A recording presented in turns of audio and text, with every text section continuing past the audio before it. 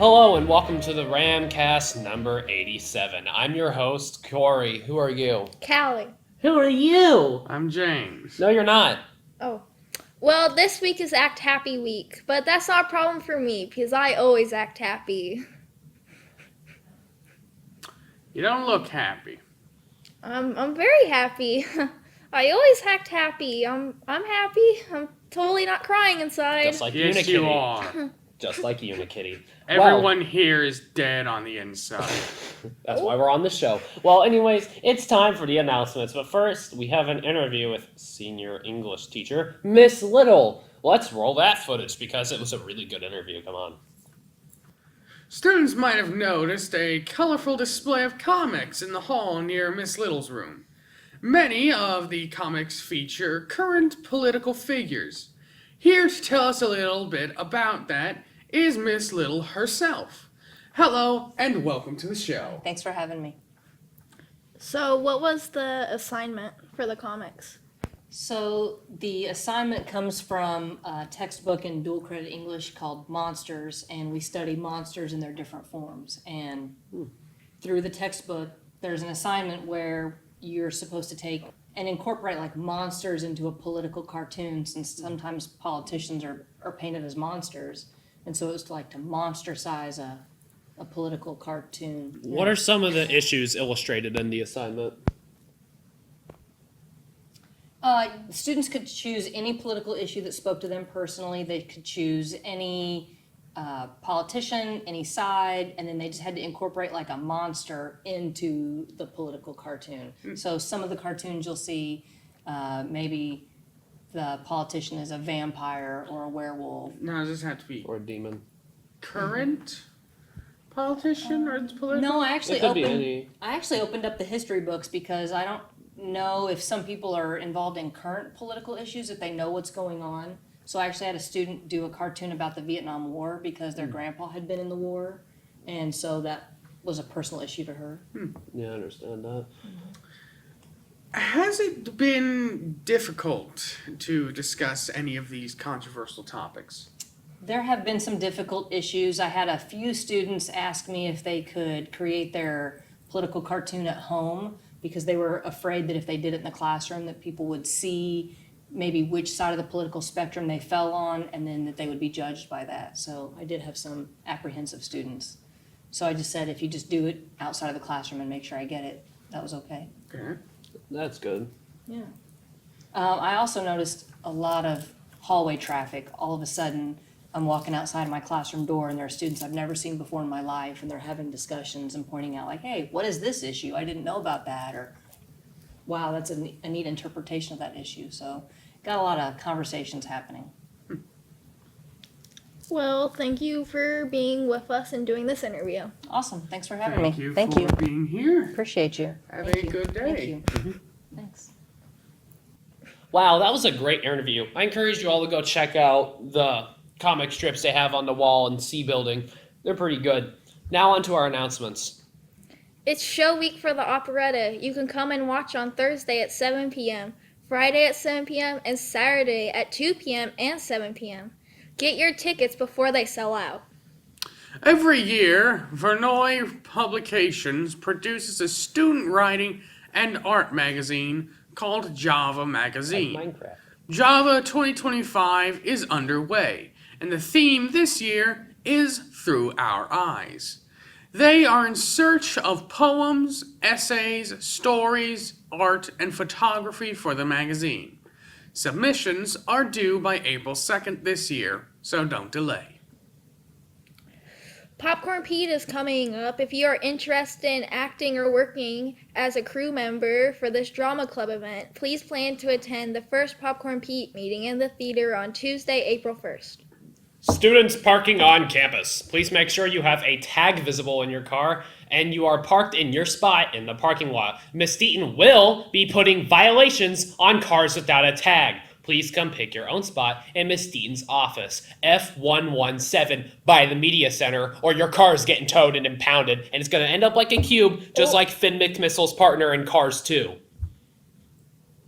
Oh. I didn't see that movie, so Yeah. I don't know what that is. Anyway, attention seniors. If you have earned service points this year, those must be turned in before spring break. Service point forms are available in the main office.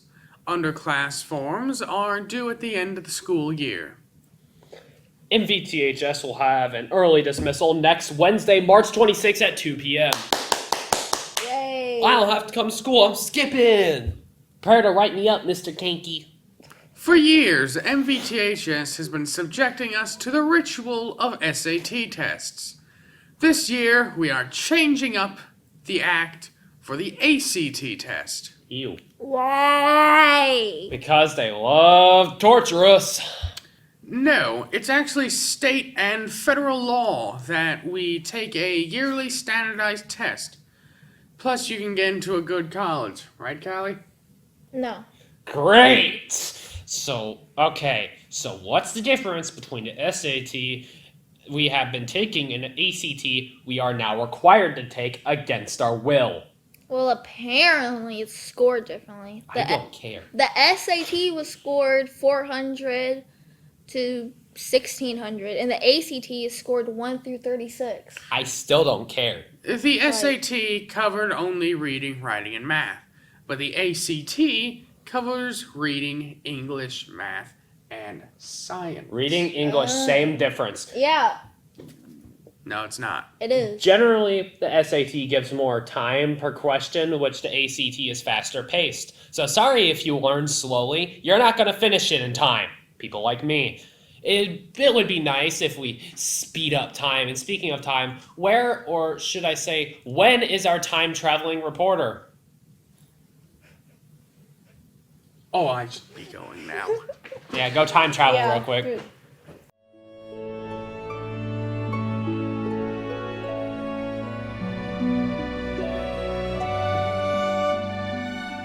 Hello, I'm James Tolley, and I'm here to talk about a very dark period of our history many people may not know about. During the Second World War, the United States forcibly relocated and incarcerated about 120,000 people of Japanese descent in 10 concentration camps operated by the War Relocation Authority, mostly in the western interior of the country. About 2/3 were U.S. citizens.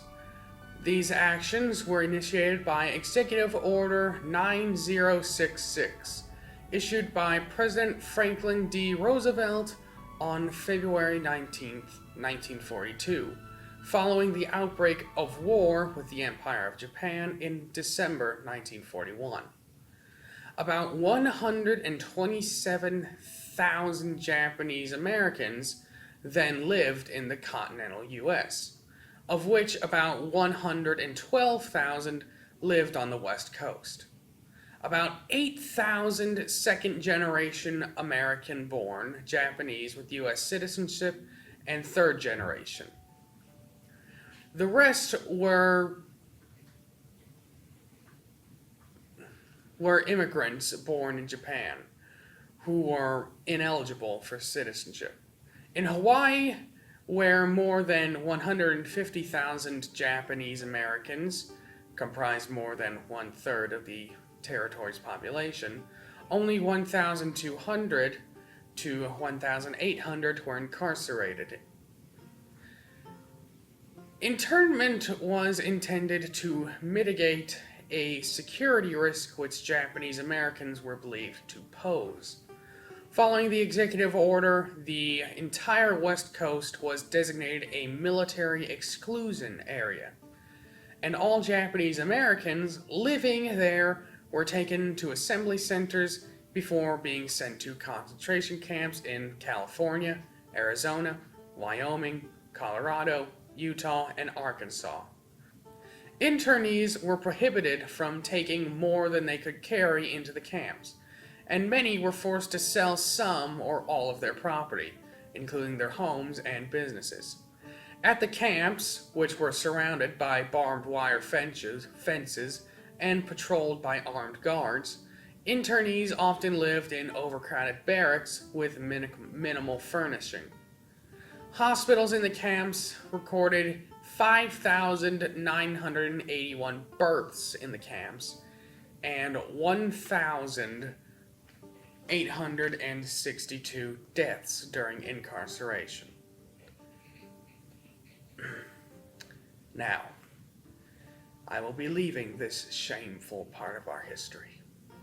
Back to you.